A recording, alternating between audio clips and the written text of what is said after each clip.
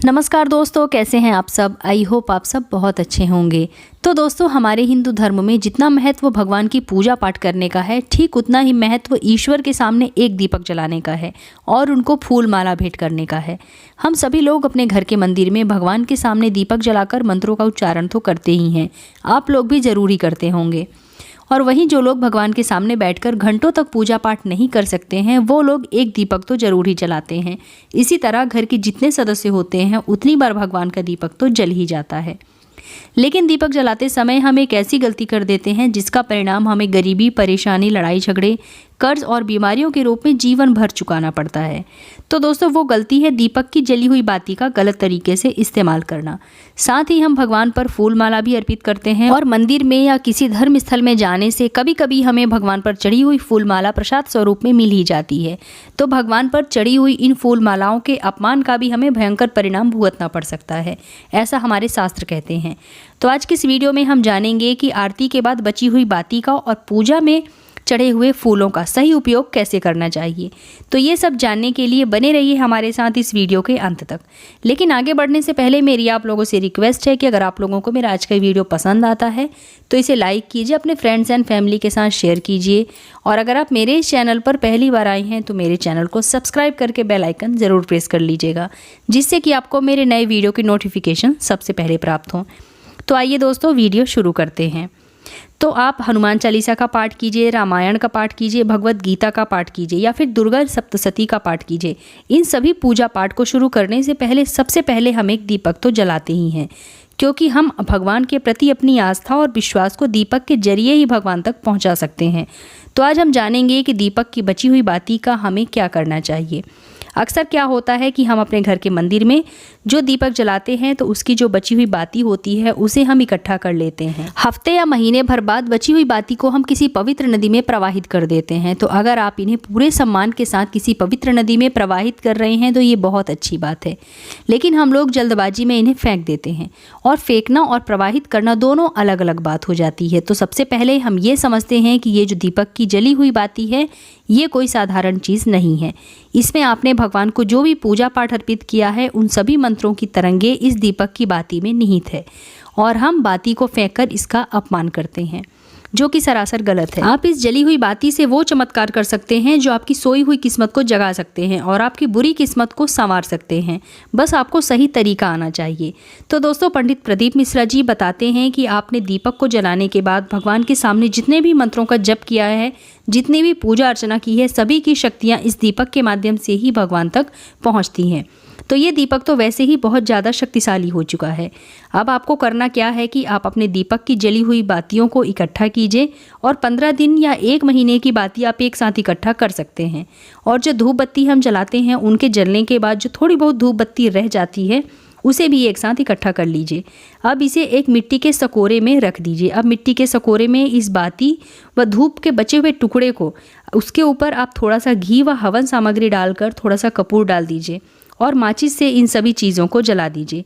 अब इसे जलाने के बाद जो ज्योत प्रज्वलित हो जाए उसे हाथ से बुझा दीजिए। यह ध्यान रखिएगा कि आपको इसमें फूंक नहीं मारनी है।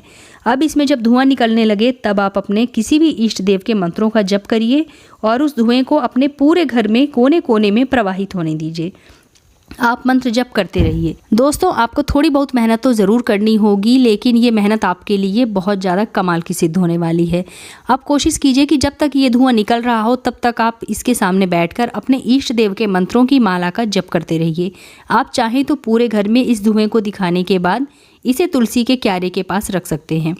इससे क्या होगा कि आपके घर की जो भी नेगेटिव एनर्जी है वो तो दूर होगी ही होगी, लेकिन आपने जो मंत्र बोला है उससे ये राख सिद्ध हो गई है। अब ठंडा होने के बाद इसे छानकर एक डिब्बी में भरकर आप रख लीजिए। हर रोज़ सुबह स्नान करने के बाद इस बाती की बभूत को आप अपने माथे पर ज़रूर लगाइए। ये बभूत आपको आने वाली मुसीबतों से आपकी रक्षा करेगी। आप चाहें तो इस बभूत से अपने घर के मुख्य द्वार के सामने स्वास्तिक भी बना सकते हैं।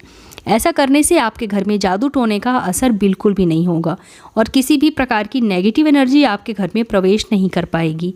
आप ऐसा हर रोज़ करिए, आपको इसका फ़र्क ज़रूर दिखाई देगा।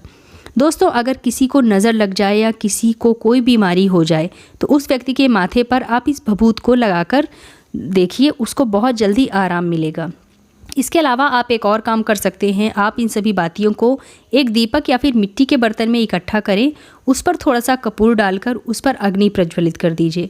अब जब ये पूरी तरीके से जल जाए तो इसकी जो राख बचेगी उस राख में थोड़ा सा पानी मिलाकर अपने घर के पौधों की क्यारी में भी डाल दीजिए या फिर पौधे के मिट्टी में मिला दीजिए। आप चाहें तो तुलसी के पौधे की भी क्यारी में इस राख को डाल सकते हैं।